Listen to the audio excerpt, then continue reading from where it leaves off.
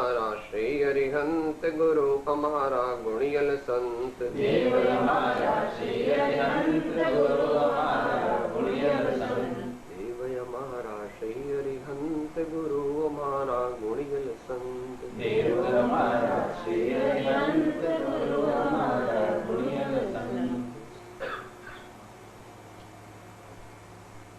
અજ્ઞાનતિમિરાંધાનાં જ્ઞાનાંજનશલાકયા ચક્ષુઃ ઉન્મીલિतं येन તસ્મૈ શ્રી ગુરવે નમઃ.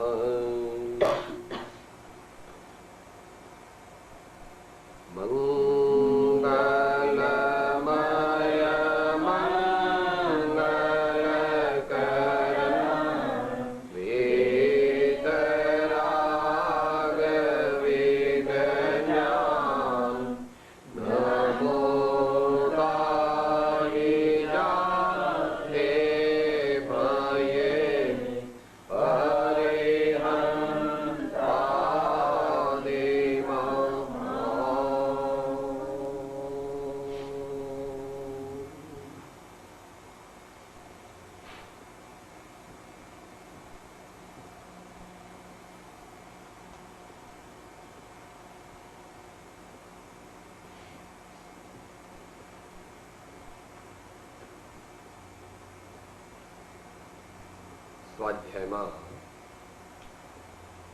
શ્રીમદ રાજચંદ્ર વચનામૃત પત્રાંક 692 સંક્ષિપ્ત વિચારણા કરીએ.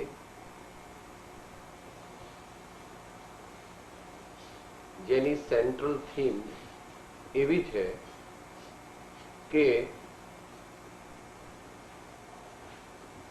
અત્યંત દુર્લભ એવો આ મનુષ્ય અવતાર જે છે તેને સફળ કરવા માટે સાચા સંતની ઓળખાણ કરવી, એમની ઓળખાણ કરીને એમની આજ્ઞા મેળવવી, એમની આજ્ઞા મેળવી અને એમની આજ્ઞા આરાધવી, અને એ આરાધવી કેવી રીતે એનો અંતમાં નિશ્ચયની અપેક્ષાએ એટલે પરમાર્થની અપેક્ષાએ એનો નિર્દેશ એમાં કરેલો છે. એ પત્ર મુંબઈથી 1952 એટલે શ્રી આત્મસિદ્ધિ શાસ્ત્રની રચના જે વર્ષમાં થઈ એ વર્ષમાં જ લખાયેલો પત્ર છે.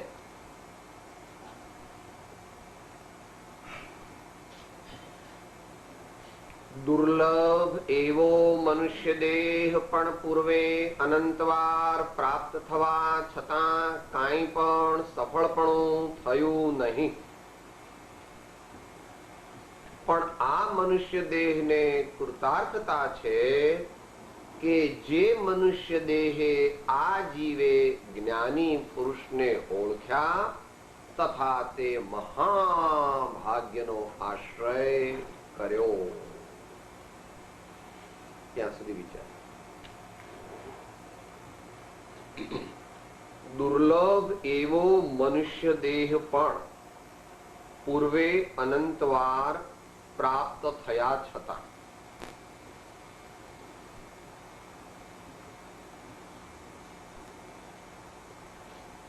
આગળ વધેલા સાધકો માટે છે.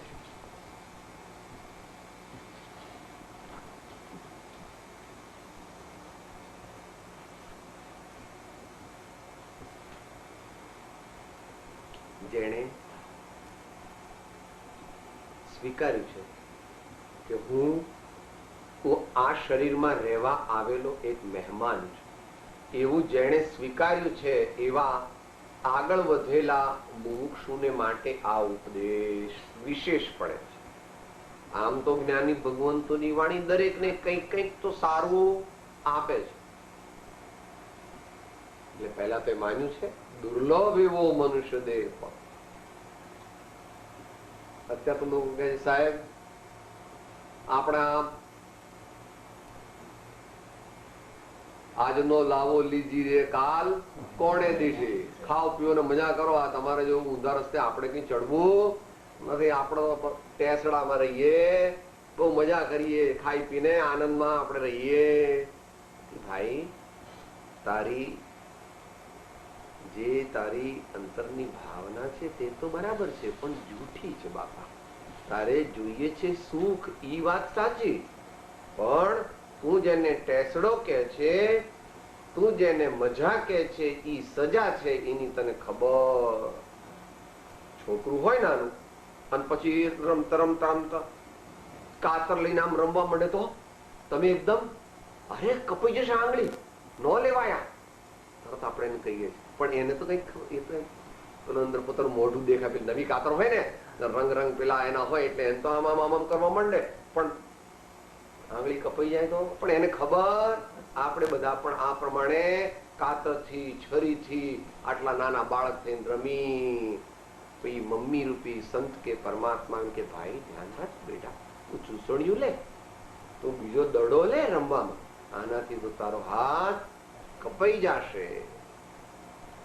તો આપણે આ શરીરમાં રહેવા આવેલા પરોણા છીએ ને વળી આ શરીર રૂપી ઘર તે આપણને ઘણી મોટી કિંમતે મળેલું છે. એમ કે શરીર તો અનેક પ્રકારના મળે છે, પણ એમાં અત્યારે એને સારામાં સારું શરીર મળેલું છે. બંને દ્રષ્ટિએ સારું. સારું એટલે આધ્યાત્મિક દ્રષ્ટિએ મુખ્યપણે સારું, કારણ કે એમાં રહીને જે પ્રગતિ આપણે કરી શકીએ તે બીજા કોઈ પણ દેહમાં એટલી પ્રગતિ કરી શકતા. આ વાત સર્વ જ્ઞાની ભગવંતોએ તો સ્વીકારી જ છે, પરંતુ તમારા વૈજ્ઞાનિકોએ પણ સ્વીકારી છે કે the body of a human being is the highest creature found in the universe. There is no body in the world as highly complicated and as highly evolved and as highly sophisticated as is the body of a human being.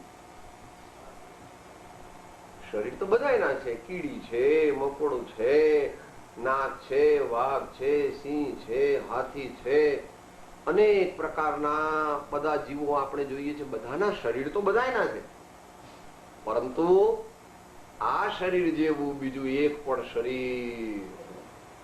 એમ ડાર્વિને પોતાની ઇવોલ્યુશનની થિયરીથી કહ્યું.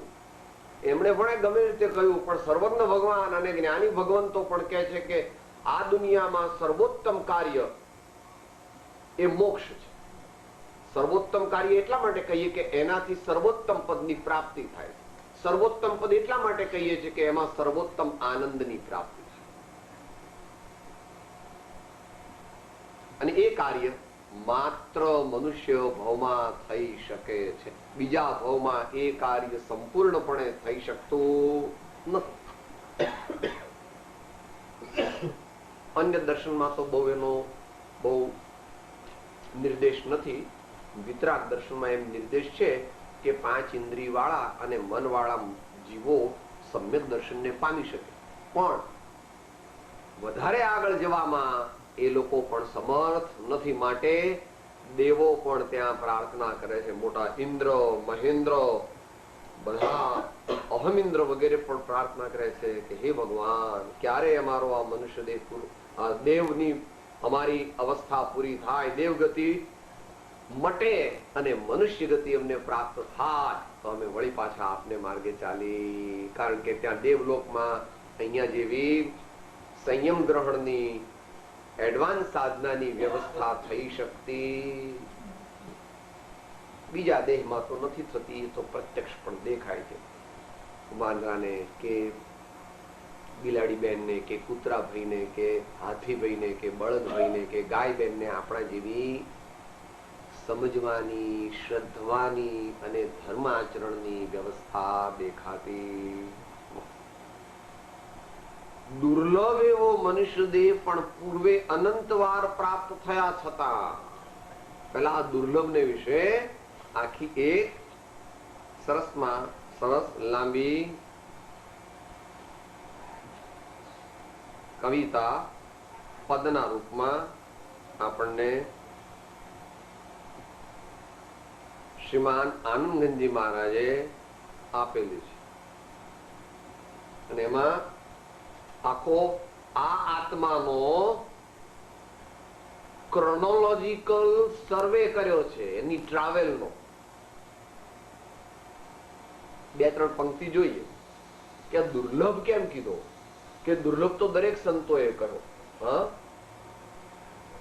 3 વસ્તુને શ્રીમદ શંકરાચાર્યજીએ પરમ દુર્લભ કીધી: મનુષ્યત્વમ, મુમુક્ષુત્વમ, મહાપુરુષ સંશ્રય. તો મીરાબાઈ પણ કહે છે, ના જાનો કछु પુણ્ય પ્રગટે માનુષાય અવતાર, નહીં ऐसो જન્મ બારંબાર, નહીં ऐसो જન્મ બારંબાર. કૃપાળુ દેવ તો કીધું કે બહુ પુણ્ય કેરા પુંજથી શુભદેહ માનવ નો મળ્યો તો એ અરે ભવચક્ર નો આંટો નહીં એકે ટળ્યો. એ આગલી પંક્તિમાં કહેવાના છે. પણ અહીંયા તો એનો આખો શાસ્ત્રીય પદ્ધતિથી, એટલે વિતરાગ દર્શનની પદ્ધતિથી એનું ઓરિજિન ટ્રેસ કરે છે. શેનો? કે હે ભગવાન, મને મનુષ્ય દેહ જેવો ઉત્તમ દેહ મળ્યો નહીં અને તમારા જેવા પરમાત્માના દર્શન પણ થયા. લાંબુ છે, આપણે તો માત્ર 1-2 કડી લઈને આગળ ચાલશું.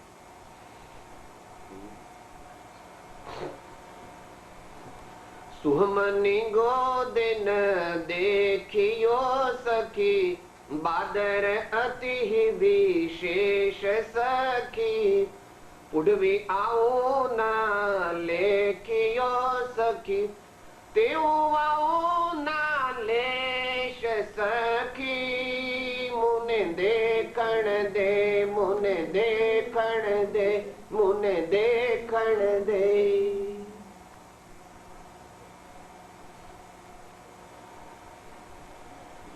શાસ્ત્રી પરિભાષા છે. સૂક્ષ્મ નિગોદમાં હતો, પછી સ્થૂળ નિગોદમાં આવ્યો, પછી 5 પ્રકારના અપકાય, વાયુકાય, તેવુકાય, વનસ્પતિકાય વગેરે બધે આવ્યો, પૃથ્વીકાય વગેરેમાં. ત્યાર પછી 2 ઇન્દ્રિયમાં આવ્યો, 3 ઇન્દ્રિયમાં આવ્યો, 4 ઇન્દ્રિયમાં આવ્યો, 5 ઇન્દ્રિય અસંગીમાં આવ્યો. અરે મનુષ્યમાં પણ આવ્યો, પણ મનુષ્યમાં પણ પાછો અનાર્ય દેશમાં ઉપજો, જ્યાં એને કાંઈ પણ સવારે ઉઠીને શિકાર કરવા જાય, સાંજે આવીને એ શેકેલું માંસ ખાઈ સુઈ જાય. 90 વર્ષ જીવનના પૂરા. કોંગોમાં જંગલમાં ઉપજ્યા અથવા એસ્કિમોના ટુંડ્ર પ્રદેશમાં જન્મ્યા તો કાંઈ પણ ઉત્તમ પ્રાપ્ત કરવાનો યોગ મળતો, એવું છેલ્લે કહ્યું છે. સુરતીર નિર્યની વાસ માં સખી, મનુજ અનારજ સાથ સખી, અપજ કા પ્રતિભાસ માં સખી, ચતુર ન ચઢિયો હાથ સખી, મુને દેખણ દે, મુને દેખણ દે, મુને દેખણ દે. બંને અર્થ છે. ચંદ્રપ્રભુ ભગવાનનું મને દર્શન કરવા દો, એમ વ્યવહારથી અર્થ છે. નિશ્ચયથી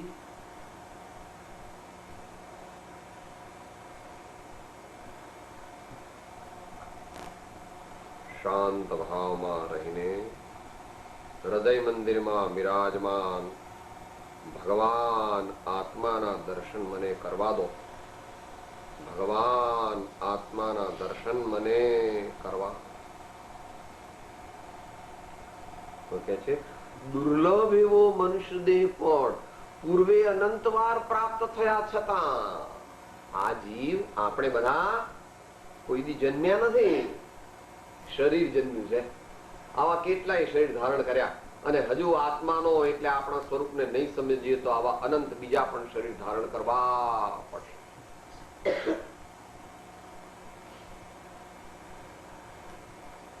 તો પૂર્વે આપણને મનુષ્ય શરીર તો કોક વાર મળ્યું. અહીંયા અનંત વાર લખ્યું, એનો અર્થ એમ સમજવું કે અનંત કાળમાં અનંત વાર. આમ તો રેરલી જ મળે છે, અનંતના અનંત ભાંગા છે, અનંતના અનંત ભાંગા છે. એમાં અબજો અબજો જન્મોમાં એકાદ વાર મનુષ્ય ભાવ મળી જાય છે. એવો મનુષ્ય ભાવ પણ પૂર્વે આપણને મળ્યો તો ખરો, પરંતુ મળવા માત્રથી કામ થતું નથી. કોઈ મનુષ્યને કોઈ વસ્તુ મળે માત્ર એટલાથી એનું કલ્યાણ થતું નથી.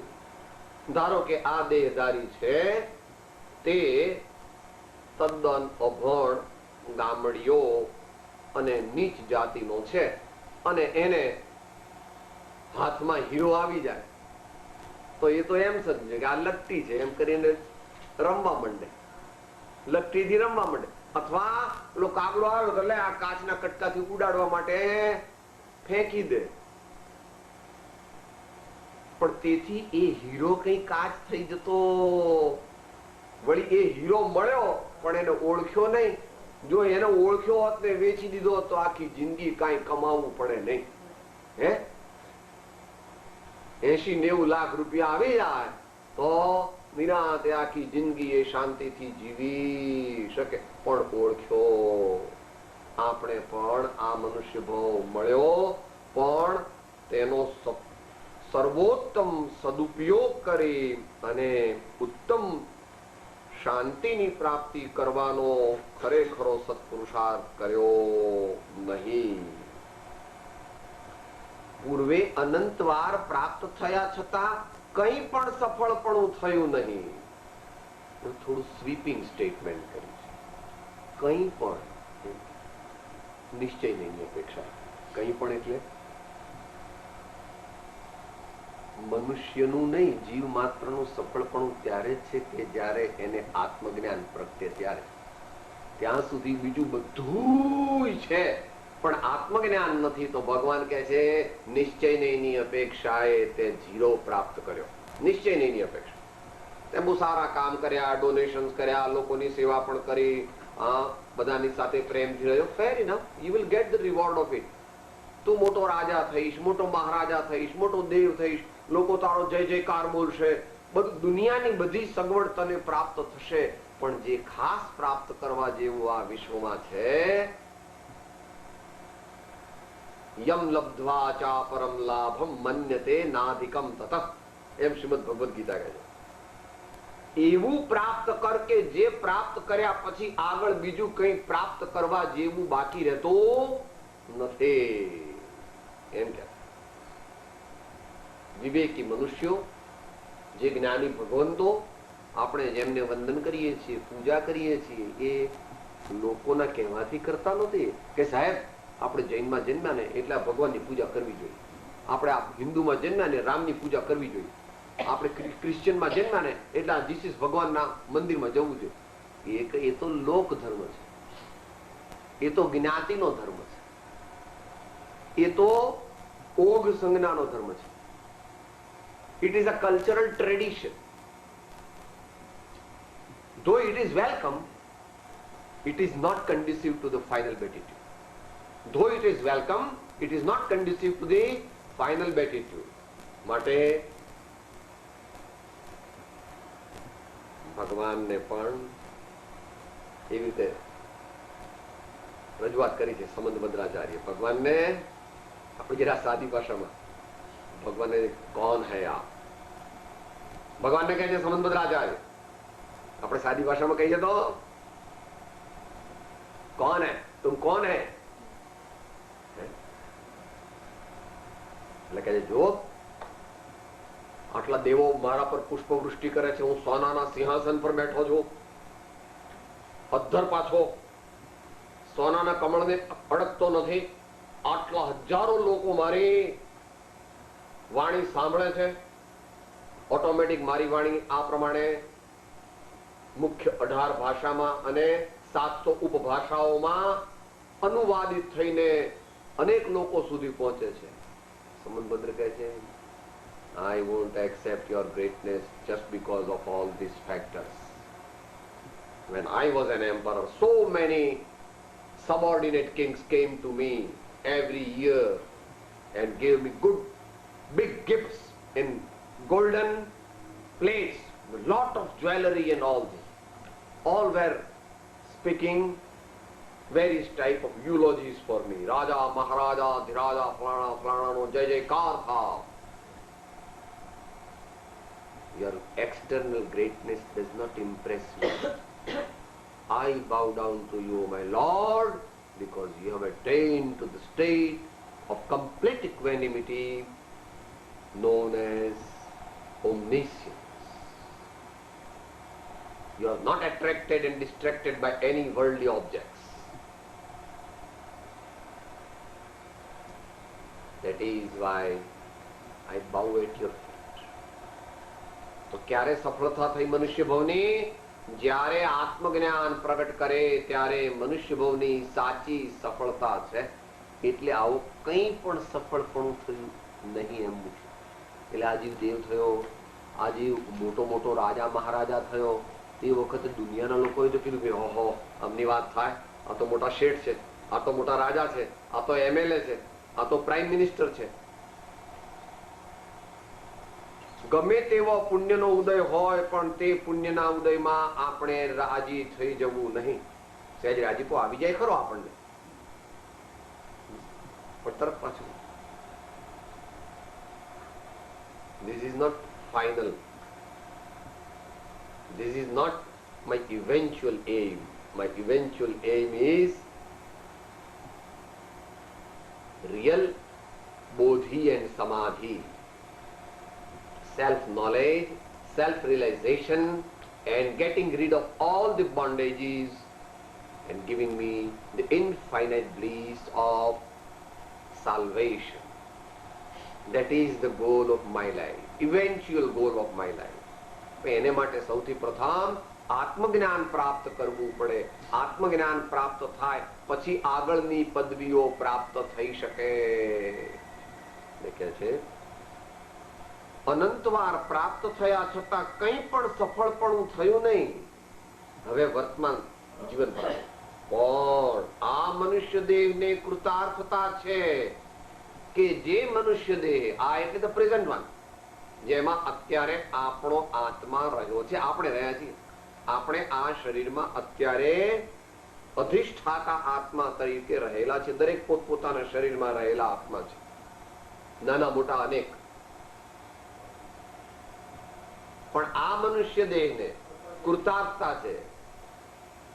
કયો મનુષ્ય ભવ સફળ, કયો મનુષ્ય ભવ કૃતકૃત્ય, કયા મનુષ્ય ભવમાં આ જીવે અપૂર્વની પ્રાપ્તિ કરી? તો કે છે કે જે મનુષ્ય દેહે આ જીવે જ્ઞાની પુરુષને ઓળખ્યા. આ જીવે એટલે આપણે. આ જીવે એટલે કોની વાત ચાલે છે? આપણી વાત ચાલે.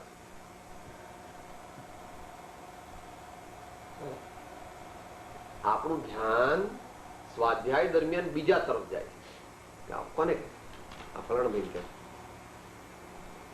મનુષ્યને ભગવાન મનુષ્યનો ઉપદેશ આપે. મનુષ્ય એટલે આપણે કોણ છીએ? આપણને ઉપદેશ આપે છે ભગવાન. ભગવાનને સંતોનો ઉપદેશ આપણા માટે. All the great preachings of the lord and the enlightened saints should always be accepted as for subjective betterment, with a view to subjective betterment. મારા માટે મને શ્રી ગુરુએ કહ્યું. યાર ભગવાન તો બધાને માટે કહે છે, પણ આપણે ઉતારવું આપણા ઉપર, કારણ કે આપણે સુધરવું છે, આપણે સારા થવું છે, આપણે ઉત્તમ પદની પ્રાપ્તિ કરવી છે, આપણે આ મનુષ્ય ભવને સફળ કરવો છે.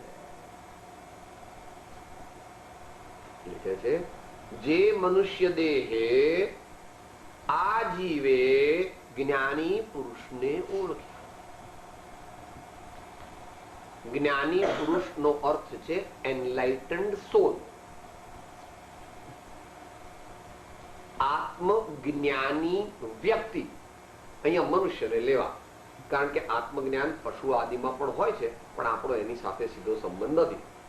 અહીંયા આગળ એવી કોઈ મનુષ્ય દેહધારી વ્યક્તિ જેના અંતરની અંદર શુદ્ધ આત્મ સ્વરૂપનો પ્રકાશ પ્રગટ્યો છે તો બધામાં, પણ અપ્રગટ હોય તો કામમાં આવે નહીં. બધા જીવોમાં જ્ઞાન તો છે, પરંતુ તે જ્ઞાન વર્તમાનમાં અજ્ઞાન રૂપ છે. આપણે તે અજ્ઞાન રૂપ જ્ઞાનને સમ્યક જ્ઞાન રૂપે, આત્મજ્ઞાન રૂપે ટ્રાન્સફોર્મ કરવું છે.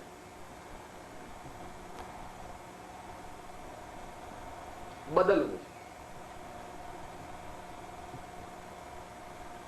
ચેન્જ કરવું છે. એવી રીતે કૃપાળુદેવ સમ્યક દર્શન નમસ્કાર કર્યા.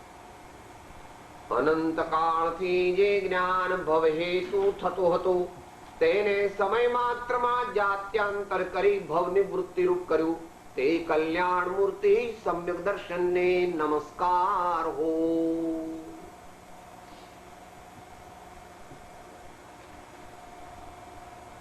શિષ્ય પણ એવું કીધું જયારે આત્મસિદ્ધિમાં, સદગુરુ ના ઉપદેશ થી આવ્યું અપૂર્વ ભાન, નિજ પદ નિજ માહી લયું દૂર થયો અજ્ઞાન.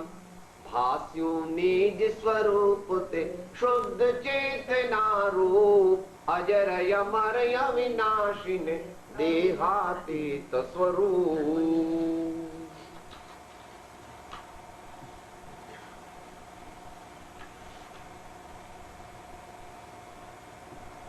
એવી વ્યક્તિ કે જે વ્યક્તિના આત્મા ઉપરથી મોહની કર્મનું આવરણ છૂટી ગયું છે, તૂટી ગયું છે, નીકળી ગયું છે, બળી ગયું છે, જતું રહ્યું છે, ત્યાં સુધી એ વસ્તુ કામમાં આવતી નથી. ત્યાં સુધી એ વસ્તુ આપણને યથાર્થ લાભનું કારણ થતી નથી. વ્યવહારમાં પણ એમ છે. પેલો દાખલો આપ્યો તો આપણે, પેલા સંત એના ઉપર રાજી થયા અને પછી એને પેલો પારસમણી આપ્યો, પણ એ પારસમણી આમ અટકાડે બધા, પણ ક્યાંય એનું પેલું થાય નહીં સોનું. એટલે કે આ મહારાજે તો લુચ્ચા હશે, મને છેતર્યો, આમાં પારસમણી નથી. પછી જઈને કીધું તારે કે ભાઈ, હું જેને અડકે છે ને એ તો પેલા કાટને અટકે છે. કાટને અડે તો કાટ કઈ સોનું ન થાય, લોખંડ હોય તો સોનું. હા, એ પ્રમાણે આપણામાં જ્ઞાન તો રહ્યું છે, પણ એ જ્ઞાન અત્યારે કુજ્ઞાન રૂપે કામ કરે, કારણ કે એ ઊંધું વર્તે છે. આ બધું મારું છે, જો હું કેવો છું. જ્ઞાન, અત્યારનું જ્ઞાન પર વસ્તુમાં મૂંઝાઈ ગયું છે. એમ કૃપાળુદેવ, પર વસ્તુમાં નહીં મૂંઝવો એની દયા મુજને. આજે આપણે પરમાં મૂંઝાઈ ગયા છીએ, રીઝાઈ ગયા છીએ અને હલવાઈ ગયા છીએ. પરમાં મૂંઝાઈ ગયા છે, રીઝી ગયા છે. સાહેબ, તમારો નાનો દીકરો છે, આ મારો મોટો દીકરો છે. આમ એટલું એને આમ થાય કે આ હા હા, મમ્મી બોલે કે આ મારો મોટો દીકરો, તમારા આ દેશમાં જરા ઓછું થોડું હો બહુ, કારણ કે દીકરા બધા 15-16 વર્ષે જતા રહે બહાર. પણ આમ તો આપણે વિદેશમાં તો, પણ જૂના જમાનામાં આપણી માતાઓ બહુ જબરી હતી. આ દેશધારી નાના ગામડામાં પણ જવાનું થાય ને, પછી કોક વાર જઈએ ને, માજી આમ 80-85 વર્ષના હોય ને, પછી આપણે કહીએ એમને, આમ સાચી વાત કહીએ, માજી તમે તો બહુ ભાગ્યશાળી છો, તમારા ઘેર તો હીરા પાક્યા છે, હીરા, તમારા દીકરા હીરા જેવા છે. ભઈલા બેટા એવું ન કે, એ તો આપણા નહીં, એ તો ભગવાન ના છે. આ દીકરા કઈ આપણા નહીં, ભગવાન ના છે, આપણા છે કઈ.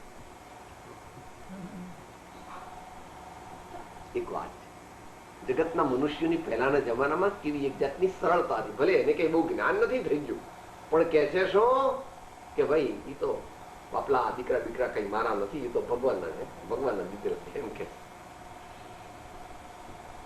મૂંઝાઈ ન જવું, વસ્તુ તો વાપરવી પડે. છઠ્ઠા ગુણસ્થાન સુધી પર વસ્તુનો સંપર્ક તો રહેશે બુદ્ધિપૂર્વક. આમ તો છેક સુધી રહેશે, આગળ 13મા સુધી, પણ એ નહીં ગણવાનું. છઠ્ઠા ગુણસ્થાન સુધી પર દ્રવ્યનો સંપર્ક તો રહેશે. તમે મુનિ થશો મોટા તોય 5-10 દીએ ખાવું તો પડશે, વળી શાસ્ત્ર પણ વાંચવું પડશે, વળી મંદિરમાં જવું પડશે, વળી કેશલોચ કરવો પડશે, પરદ્રવ્યનો સંપર્ક છે. ભલે નિર્મમત્વની વૃદ્ધિ માટે છે, પણ કેશલોચ કરવો પડશે. માટે છઠ્ઠા ગુણસ્થાન સુધી પર વસ્તુનો સંપર્ક તો કરવો પડશે, પણ પર વસ્તુનો સામાન્ય યથાપદ બી સંપર્ક કરવાથી વાંધો નથી, પણ જ્યાં એને આમ કરે છે ત્યાં આગળ પ્રોબ્લેમ થાય.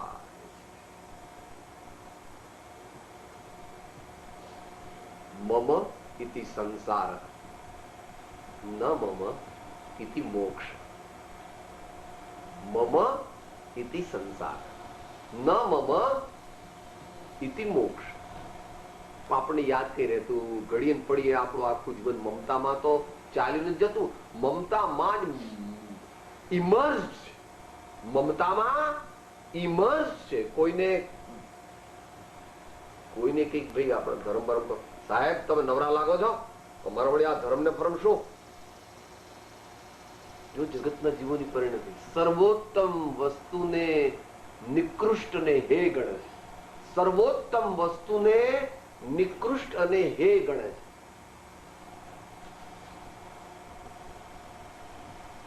મોહનું સામ્રાજ્ય, આ મોહનું સામ્રાજ્ય આચાર્ય પણ ઘણીવાર વિસ્મય પામે છે. અહો અહો ભાઈ, હે ભાઈ, તને ઘણું દુઃખ પડે એવું શા માટે તું કરે? બાપા, અત્યારે તારા દી એવા છે કે જો તું સમજે તો તું 3 લોકનો નાથ થઈ શકે. માટે તારા સ્વરૂપનો તું સ્વીકાર કર ભઈલા, તને અનંત આનંદની પ્રાપ્તિ થશે.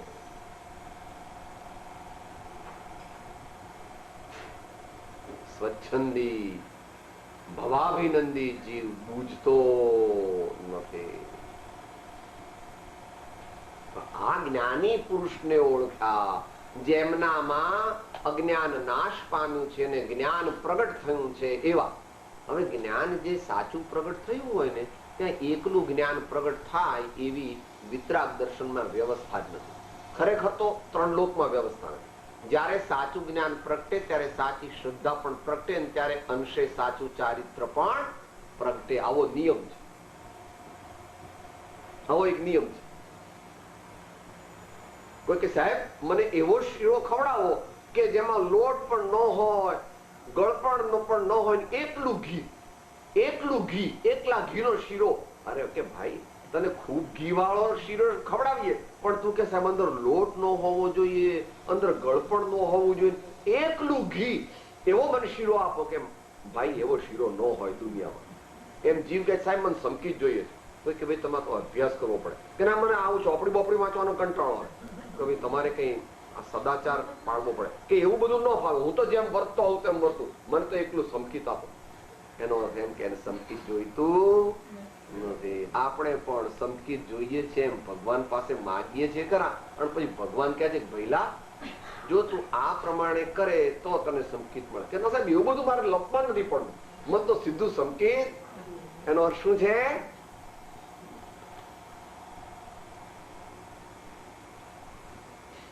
જે વસ્તુ સંભવ નથી એ વસ્તુ માગે, એનો અર્થ કે એને કાં તો મૂર્ખ છે અને કાં તો એને એ વસ્તુ જોઈતી નથી. તમારો દીકરો હોય અને પછી તમે એને 4, 5, 10, 12 કન્યાઓ સારી બતાવો, પણ કે એ સીતા જેવી છે, એ સીતા જેવી છે.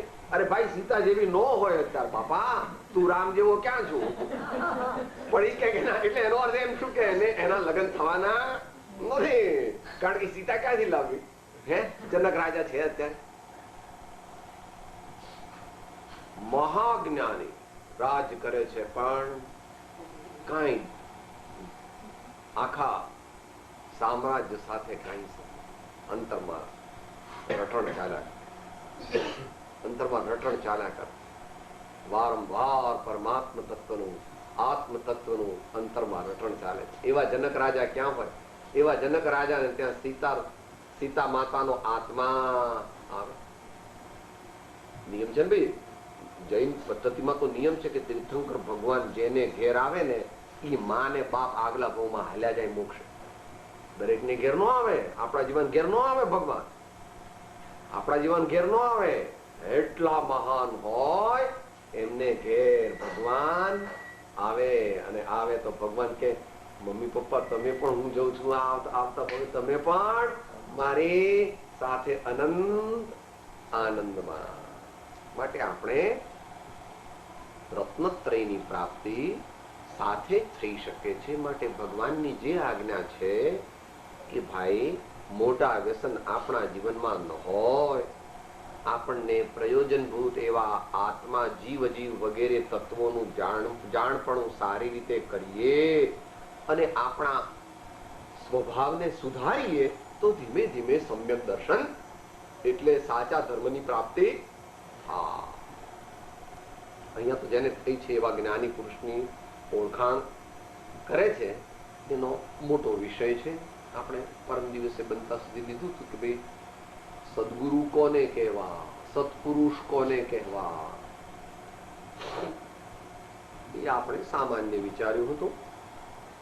આત્મસિદ્ધિની 10મી ગાથાથી વિચારી લેવું, મેરી ભાવનાની બીજી કડીથી વિચારી લેવું, પ્રવચન સારની 92મી ગાથાથી વિચારી લેવું.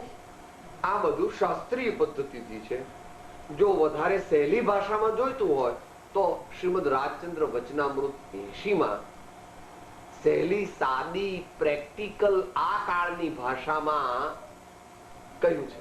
એ આપણે બોલી જઈએ કે જ્ઞાની કેવા હોય, તો કે છે કે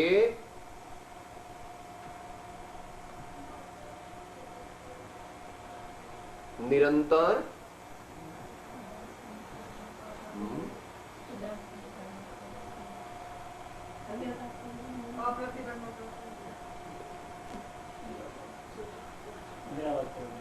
નિરાબાદપણે જેની મનોવૃત્તિ વહ્યા કરે છે. પહેલી, these are the following criteria of an enlightened saint. નિરાબાદપણે જેની મનોવૃત્તિ વહ્યા કરે છે.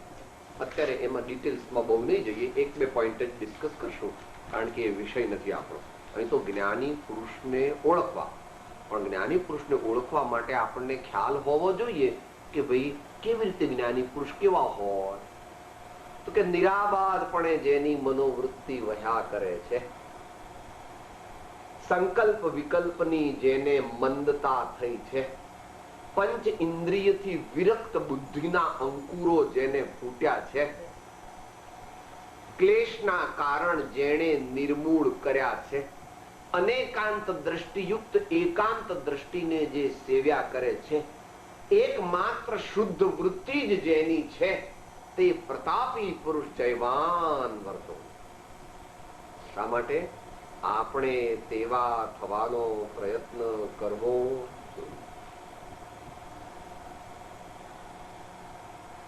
આમાં મુખ્ય તો 2 જ મુદ્દા છે.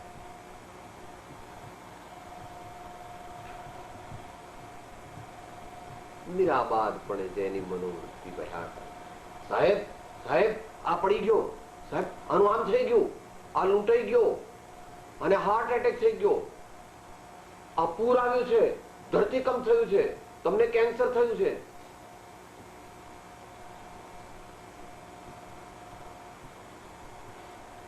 होता स्वयं जगत परिणाम, मैं जग का करता क्या,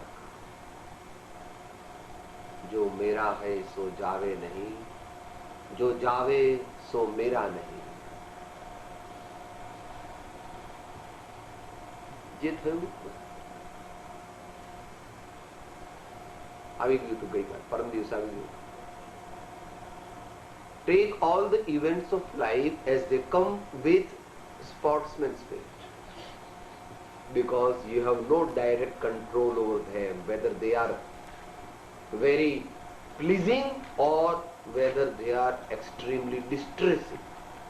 You will have to accept them as they come. Your control is on yourself, your attitude, your vision, your viewpoint towards those objects and those occasions and those circumstances is the deciding factor, and not those circumstances by themselves. એટલે કે છે નિરાબાદપણે જેની મનોવૃત્તિ.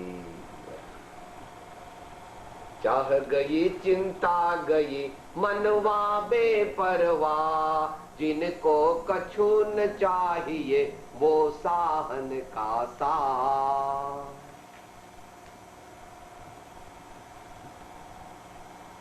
એ develop કરવા માટે આપણે એક સૂત્ર જ્ઞાની પુરુષો આપણને આપે છે કે સાહેબ આવું મને તો જરાક મારું મને કોઈ જરાક તું તા કરે તો હું તો એક જોડી દઉં, હા મન ન ફાવે જરાય આવું, હા એવું બધું અનેક પ્રકારનું આપણને હોય છે. સાહેબ ખાવા બેઠો હોય ને જરા મરચું ઓછું હોય, મીઠું ઓછું હોય, ખાંડ ઓછી હોય, અથવા કંઈ પણ એવું જીવનમાં બને, છોકરો જરાક ન માને, એની મમ્મી જરાક પણ પેલું એનું કયું ન કરે, તરત તડ ને ફળ કરી દે એકદમ. એવું દરેક બાબતમાં, એક બાબતમાં નહીં.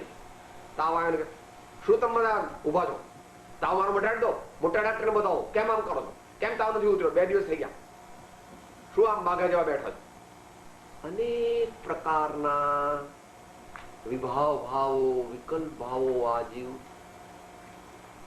પ્રગટ રૂપે કે અપ્રગટ રૂપે કર્યા કરે. એને અહીંયા કહે છે ऐसा करने से तुम्हारा कल्याण नहीं और तुमको टेंशन तुम्हारा बढ़ जाएगा, तो तुम्हारा ब्लड प्रेशर बढ़ जाएगा, तो हार्ट अटैक हो जाएगा, तो उसमें और भी बाजी बिगड़ जाएगी भैया. એટલે બહુ સુખ આવે, સુખ એટલે સુખના સંજોગ, અથવા બહુ દુઃખ આવે ત્યારે બંને વખતે વિચારવું यह भी चला जाए, यह भी बदल जाएगा, यह भी चला जाएगा थोड़े दिन. बहुत सुख है, बहुत सुख है, रुको मत उसमें, वो बदल जाएगा.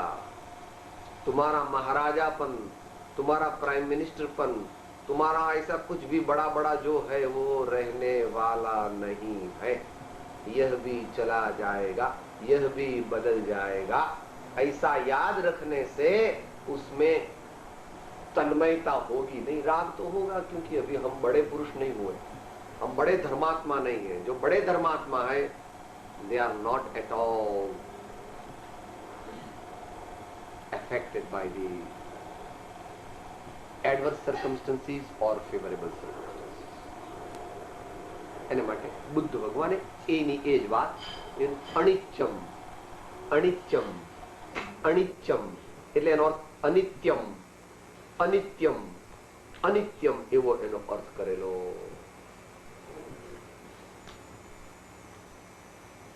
એટલે અન્યત્વ ભાવનામાં શું કીધું કે એ મોહ અજ્ઞાત્વના, એ મોહ અજ્ઞાત્વના રે રે જીવ વિચાર એ મજ સદા અન્યત્વદા. એટલે આ મુખ્ય આવી ગઈ.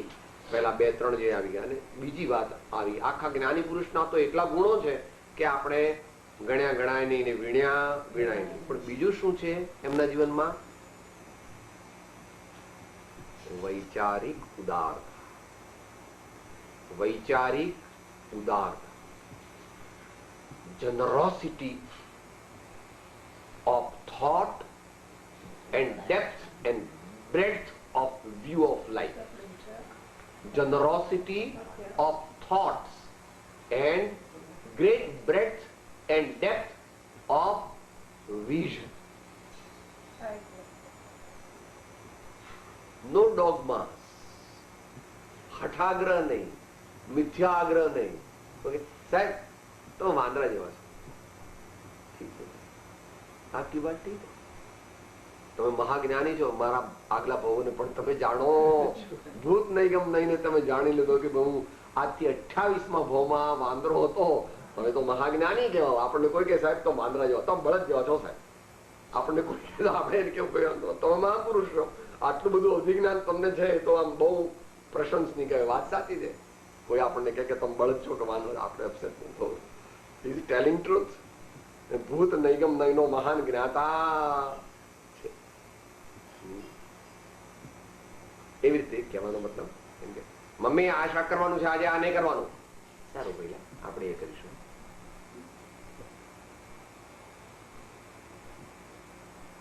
Don't want conflicts with, we want conflicts with none. અમુક ગૃહસ્થ અવસ્થામાં ઘણીવાર આનાથી વિપરીત વર્તવું પડે છે ખરું, પણ તોય ઇન્ટેન્શનમાં એવું નહીં રાખ. કોક વાર આપણે કેવું પડે, ભઈલા આ તારી વાત બરાબર નથી, બેટા આમ નથી હો, વસ્તુ બરાબર તારી વાત નથી એમ કહીએ, પણ એ પણ એના પર પર્સનલ દ્વેષ નહીં કરવાનો. આપણે છોકરાને એકદમ નાના છોકરાઓ બહુ હોય પેલા ગામડાની અંદર, ગામની અંદર, તો એકદમ ગમે તે દોડે અને પછી એકદમ પેલું ગેસ તેલનું ડબલું હોય લઈને પીવા માંડે, તો એકદમ આપણે આમ લઈ લઈએ, પણ એને મારવાનો ઈરાદો નથી. એને મારવાનો ઈરાદો, છોકરાને મારવું છે એટલે તમે આવું કરી. તો કહેવાનો મતલબ શું છે કે કંઈક પણ એવું કાર્ય કરવું પડે કે જે બીજાના નિષેધરૂપ હોય, તો પણ અંતરમાં તો એવો અભિપ્રાય રાખવો કે I don't want to harm. એટલે આ વૈચારિક સ્તરે પણ રાખવું જોઈએ. બીજા મનુષ્યોના ઓપિનિયન, એમના અભિપ્રાય, એમની માન્યતા, એમની વિધિ, એમની રીત રસમ થોડી જુદી હોય તો આપણે એકદમ વાયોલન્ટ રિએક્શન કરવું.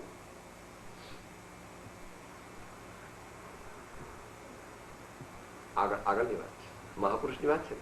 અને એકાંત દ્રષ્ટિયુક્ત એકાંત દ્રષ્ટિને જે સેવ્યા કરે, સત્યને પકડી રાખે છે, પરંતુ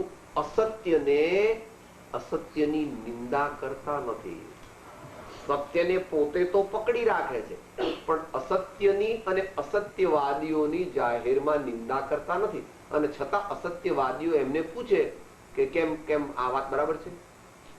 આપની સમજણમાં ફેર છે, આપ કહો છો તે યથાર્થ નથી. આપનો જે વ્યૂ છે, આપની જે માન્યતા છે તે સત્યથી વેગળી છે, બસ એટલું જ. કોઈને મિથ્યા દ્રષ્ટિ કહી દેવા, અજ્ઞાની કહેવા, આવું તો માનશો નિગોદમાં જશો, આ તમે કઈ સમજતા નથી, બુડથલ છો,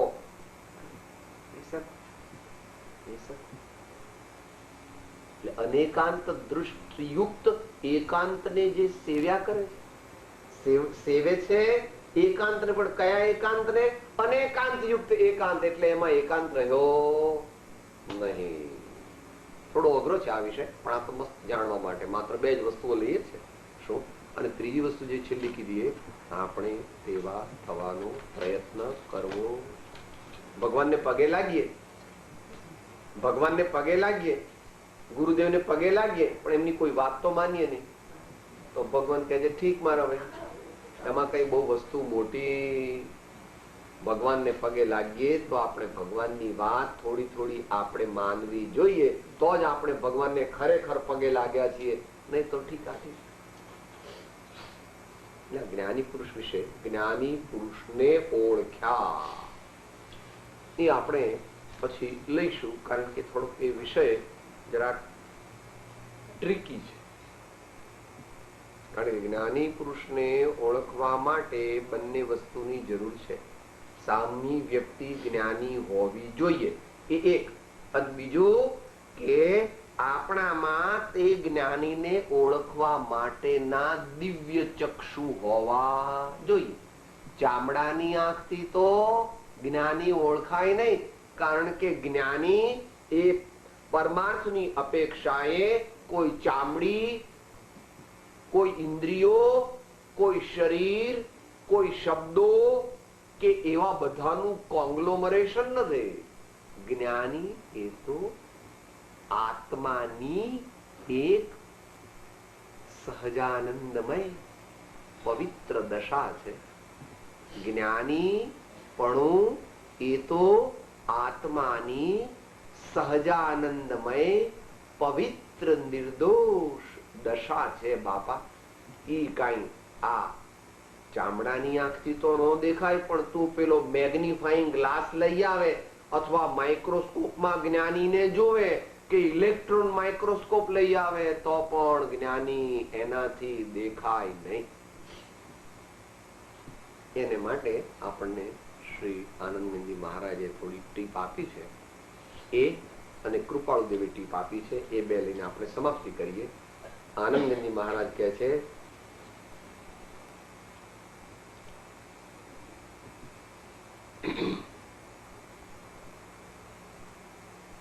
प्रवचन अंजन जो सदगुरु कर देखे परम निधान जिनेश्वर હૃદય નયન નિહાળે જગધણી, મહિમા મેરુ સમાન જિનેશ્વર. અને ફરીથી એને ઉલટાવીને બીજી રીતે કહે છે, પરમ નિધાન પ્રગટ મુખ આગળ, જગત ઉલ્લંઘે હો જાય જિનેશ્વર. જ્યોતિ વિના જુઓ જગદીશની, અંધો અંધ પલાય જિનેશ્વર. તો કૃપાળુદેવ કહે છે, जिन प्रवचन दुर्गम्यता थाके अतिमतिमान, अवलंबन श्री सदगुरु सुगम અને સુખ ખાણ. એના કરતા થોડું વધારે કહે છે 254 માં,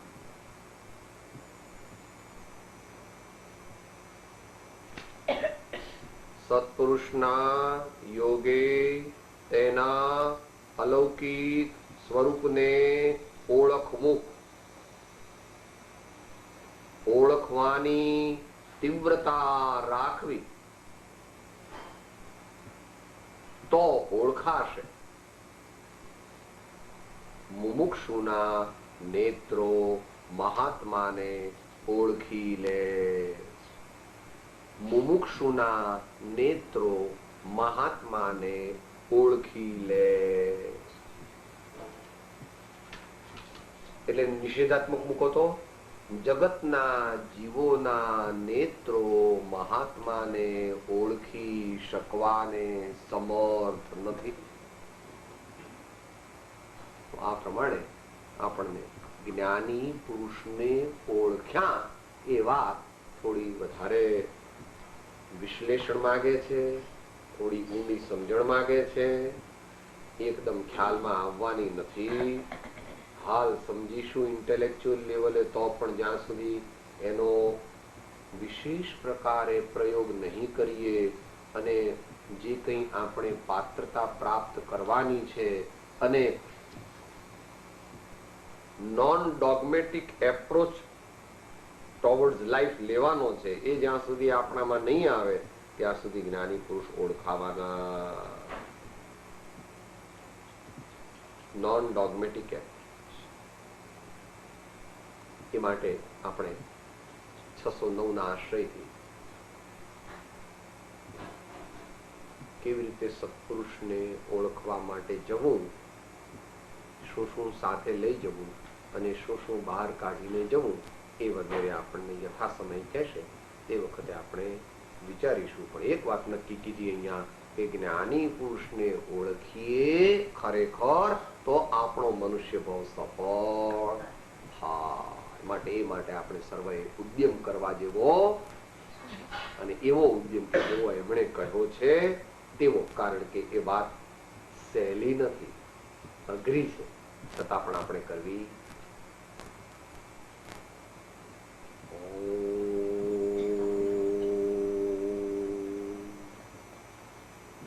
દેહ છતાને દશા વર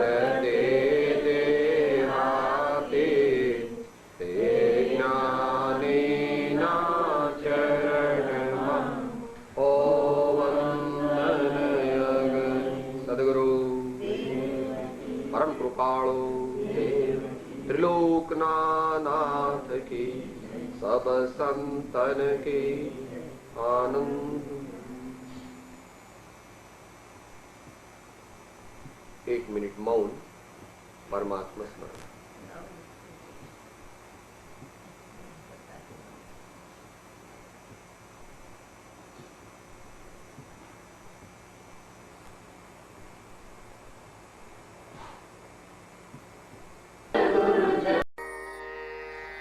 હું આત્મા છું, આપનો સેવક છું, સૌનો મિત્ર છું.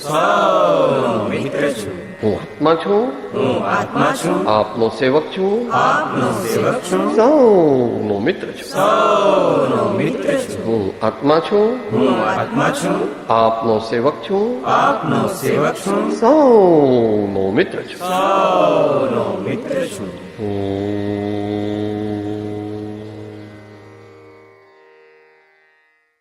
ऐसे સદગુરુ વંદન. જય સદગુરુ વંદન. જય સદગુરુ.